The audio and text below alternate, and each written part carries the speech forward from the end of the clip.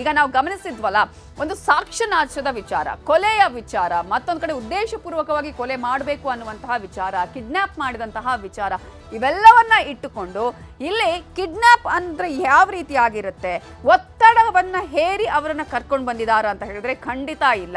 ಯಾಕಂತ ಹೇಳಿದ್ರೆ ಪೊಲೀಸರು ಈಗ ಅದಕ್ಕೆ ಸಂಬಂಧಪಟ್ಟ ಹಾಗೆ ಸ್ಟೇಟ್ಮೆಂಟ್ ಅನ್ನು ತಗೊಂಡಿದ್ದಾರೆ.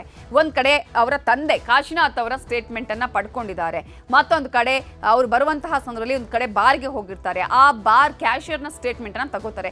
ಅದನ್ನ ನಾವು ಗಮನಿಸೋಣ.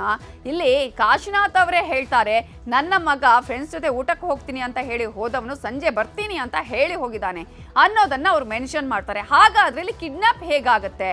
ಅವ್ರು ಹೇಳ್ಬೇಕಲ್ಲ, ನಾನು ಎಲ್ಲೋ ಇದ್ದೀನಿ, ಯಾರೋ ಕರ್ಕೊಂಡು ಹೋಗಿದ್ದಾರೆ ಅನ್ನೋದಾದ್ರೆ ಹೇಳ್ಬೇಕು. ಇಲ್ಲ, ಅವರೇ ಹೇಳುವ ಹಾಗೆ ನನ್ನ ಮಗ ಊಟಕ್ಕೆ ಹೋಗ್ತೀನಿ ಬರ್ತೀನಿ ಅಂತ ಹೇಳಿದ್ರೆ ಇಲ್ಲಿ ಹಾಗಾದ್ರೆ ಒತ್ತಡ ಅಂತ ಎಲ್ಲಿ ಬಂತು? ಯಾರಾದ್ರೂ ಒತ್ತಡಕ್ಕೆ ಮಾಡೋದು ಹೋದ್ನಾ? ಖಂಡಿತ ಇಲ್ಲ. ಇಲ್ಲಿ ಕಿಡ್ನಾಪ್ ಹೇಗಾಗತ್ತೆ ಹಾಗಾದ್ರೆ? ಮತ್ತೊಂದ್ ಕಡೆ ಬಾರ್ನಲ್ಲಿ ಅವರು ಊಟಕ್ಕೆ ಹೋಗಿರ್ತಾರೆ, ಅಲ್ಲಿ ಆತನೇ ಪೇ ಮಾಡಿರ್ತಾನೆ.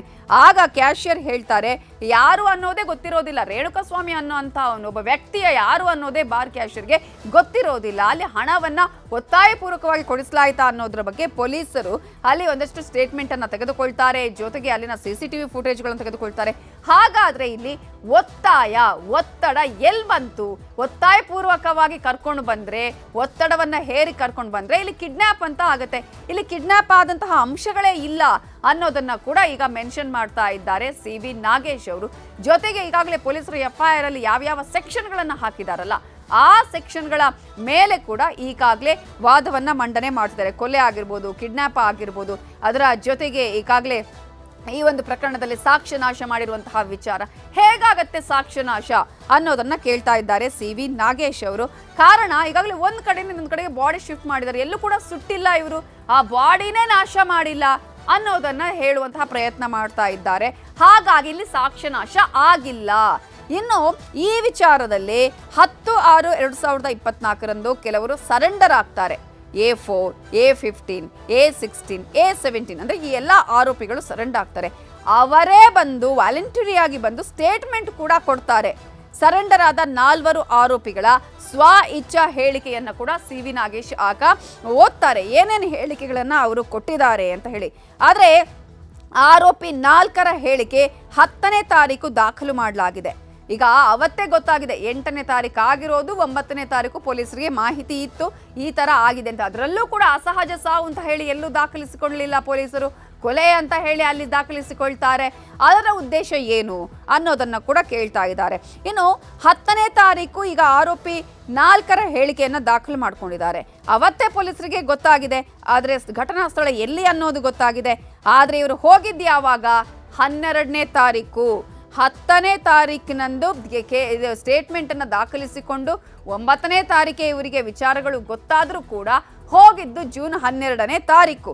ಸೊ ಅಲ್ಲಿ ಹೋಗ್ತಾರೆ, ಮಹಜರು ಕೂಡ ಮಾಡಿಲ್ಲ 12ನೇ ತಾರೀಕಿನವರೆಗೂ. ಇದರಿಂದ ಈ ಪ್ರಕರಣದಲ್ಲಿ ಸಾಕಷ್ಟು ಅನುಮಾನಗಳು ಮೂಡುತ್ತೆ.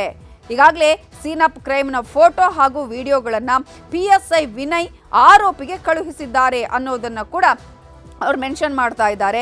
A14ಗೆ ಅದರಲ್ಲೂ ಪ್ರಮುಖವಾಗಿ ಪ್ರದೋಷ್ 122 ಕರೆಗಳನ್ನು ಮಾಡಿದ್ದಾರೆ PSI. ಎಲ್ಲ ವಿಚಾರವನ್ನ ಈಗ ಮೆನ್ಷನ್ ಮಾಡ್ತಾ ಇದ್ದಾರೆ CV ನಾಗೇಶ್ ಅವರು.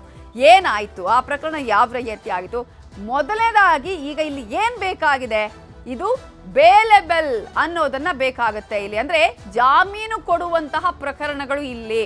ಇದರಲ್ಲಿ ಪೊಲೀಸರು ಲೋಪದೋಷಗಳನ್ನ ಮಾಡಿ ಬೇಲ್ ಸಿಗ್ಲೇಬಾರ್ದು ಅಂತ ಹೇಳಿ ಆ ರೀತಿಯಾಗಿ ಸಾಕ್ಷಿಗಳನ್ನು ಇವರೇ ಕ್ರಿಯೇಟ್ ಮಾಡಿದ್ದಾರೆ ಅನ್ನೋದನ್ನ ಹೇಳ್ತಾ ಇದ್ದಾರೆ. ಹಾಗಾಗಿ ಇಲ್ಲಿ ದರ್ಶನ್ಗೆ ನೀವು ಜಾಮೀನು ಕೊಡಬೇಕು. ಯಾವ ಕಾರಣಕ್ಕಾಗಿ ಕೊಡಬೇಕು, ಏನೆಲ್ಲ ಅಂಶಗಳನ್ನ ಇವರು ಉಲ್ಲೇಖ ಮಾಡಿದಾರಲ್ಲ ಪೊಲೀಸರು ತನಿಖೆಯ ಸಂದರ್ಭದಲ್ಲಿ, ಆ ತನಿಖಾ ವಿಧಾನವೇ ಸರಿ ಇಲ್ಲ, ತನಿಖಾ ರೀತಿಯೇ ಸರಿ ಇಲ್ಲ, ಅವರು ಮಾಡಿರುವಂತಹ ತನಿಖೆಯೇ ಸರಿ ಇಲ್ಲ, ಅಲ್ಲಿ ಸಾಕಷ್ಟು ಲೋಪದೋಷಗಳನ್ನ ಮಾಡಿದ್ದಾರೆ.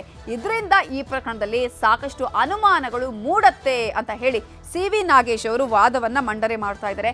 ಚಾರ್ಜ್ ಶೀಟ್ನಲ್ಲಿ ಉಲ್ಲೇಖವಾದಂತಹ ಅಂಶಗಳನ್ನೇ ಇಟ್ಟುಕೊಂಡು ಈಗಾಗಲೇ ಅವರು ದರ್ಶನ್ ಪರವಾಗಿ ವಾದವನ್ನ ಮಂಡನೆ ಮಾಡ್ತಾ ಇರುವುದು. ಈಗಾಗಲೇ ಮಧ್ಯಂತರ ಜಾಮೀನು ಸಿಕ್ಕಿದೆ ನಟ ದರ್ಶನ್ಗೆ. ಈಗ ಏನಿದ್ರು ಕೂಡ ಮಧ್ಯಂತರ ಜಾಮೀನು ಎಷ್ಟು ದಿನದವರೆಗೆ? 45 ದಿನದವರೆಗೆ ಮಾತ್ರ, ಅಂದ್ರೆ 6 ವಾರಗಳವರೆಗೆ. ಈಗಾಗಲೇ ಒಂದು 28 30 ದಿನಗಳ ಆಗಿದೆ ಈ ಒಂದು ಜಾಮೀನನ್ನ ಪಡ್ಕೊಂಡು ಮಧ್ಯಂತರ ಬೇಲನ್ನ ಪಡ್ಕೊಂಡು ಸೊ ಇಂತಹ ಸಂದರ್ಭದಲ್ಲಿ ಈಗ ಆಸ್ಪತ್ರೆಯಲ್ಲಿ ಚಿಕಿತ್ಸೆಯನ್ನ ಪಡಿತಾ ಇದ್ದಾರೆ. ಸರ್ಜರಿ ಅಂತ ಹೇಳಿ ತಗೊಂಡಿದ್ದಾರೆ, ಆದರೆ ಸರ್ಜರಿ ಮಾಡಿಲ್ಲ, ಅದು ಬೇರೆ ಪ್ರಶ್ನೆ. ಇನ್ನೊಂದು ಕಡೆ ಈಗಾಗಲೇ ಫಿಸಿಯೋಥೆರಪಿ ಮಾಡ್ತಾ ಇದ್ದಾರೆ, ಅಂದ್ರೆ ಅಲ್ಲಿ ಏನು ಚಿಕಿತ್ಸೆಯನ್ನ ಪಡ್ಕೊಳ್ತಾ ಇದ್ದಾರೆ. ಆದ್ರೆ ಈ ಪ್ರಕರಣದಲ್ಲಿ ಆ ನಂತರ ಹೇಗೆ ಬೇಲ್, ರೆಗ್ಯುಲರ್ ಬೇಲ್ ಬೇಕು ಅನ್ನೋದ್ರ ಬಗ್ಗೆ ಕೂಡ ಈಗ ಸಾಕಷ್ಟು ವಾದ ಪ್ರತಿವಾದಗಳನ್ನ ಇಲ್ಲಿ ನಡೆಸಲಾಗುತ್ತೆ. ಈಗ CV ನಾಗೇಶ್ ಅವರು ವಾದವನ್ನ ಇಲ್ಲಿ ಮಂಡನೆ ಮಾಡ್ತಾ ಇರೋದು, ಯಾವ ರೀತಿಯಾಗಿ ಜಾಮೀನು ಕೊಡುವಂತಹ ವಿಚಾರಗಳು ಇಲ್ಲಿ ಇದೆ, ಹೇಗೆ ಇಲ್ಲಿ ಲೋಪದೋಷಗಳನ್ನ ಪೊಲೀಸರು ಮಾಡಿದ್ದಾರೆ, ಚಾರ್ಜ್ ಶೀಟ್ ನಲ್ಲಿ ಯಾವೆಲ್ಲ ಅಂಶಗಳನ್ನ ಉಲ್ಲೇಖ ಮಾಡಿದಾರಲ್ಲ ಅದೇ ಅಂಶಗಳನ್ನ ಇಟ್ಟುಕೊಂಡು, ಅವರು ಮಾಡಿರುವಂತಹ ತನಿಖಾ ವಿಧಾನವನ್ನೇ ಇಟ್ಟುಕೊಂಡು ಬೇಲ್ನ ವಿಚಾರದಲ್ಲಿ ಈಗ CV ನಾಗೇಶ್ ಅವರು ವಾದವನ್ನ ಮಂಡನೆ ಮಾಡ್ತಾ ಇದ್ದಾರೆ.